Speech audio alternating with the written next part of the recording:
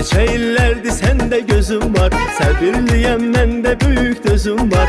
Bir məni dinlə, sənə bir sözüm var, bir məni dinlə, sənə bir sözüm var. Gözüm düşübdü yar sənə, vurulmuşam nigar sənə. Gözüm düşübdü yar sənə, vurulmuşam nigar sənə. Lovğalanırsan, özünü öyürsən, məni elə bilsən, sözünlə döyürsən. Axı nə cəsarətlə bunu deyirsən, axı nə cəsarətlə bunu deyirsən. Kim ixtiyar verib sənə, ona görə olsun ar sən. Kim ixtiyar verib sənə, elə belə olsun ar sənə.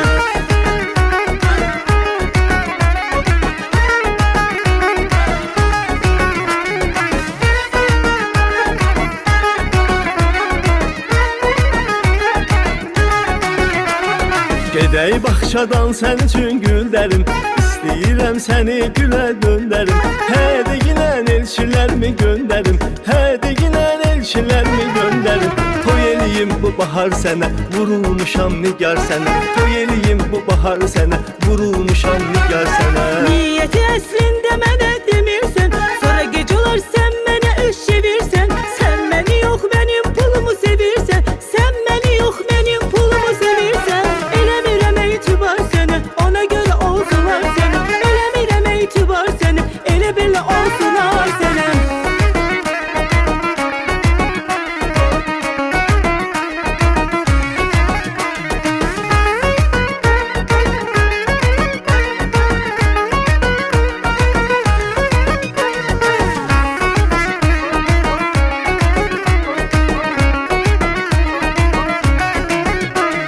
Eylimi meylimi sənə salmışam, 35 yaşında subay qalmışam.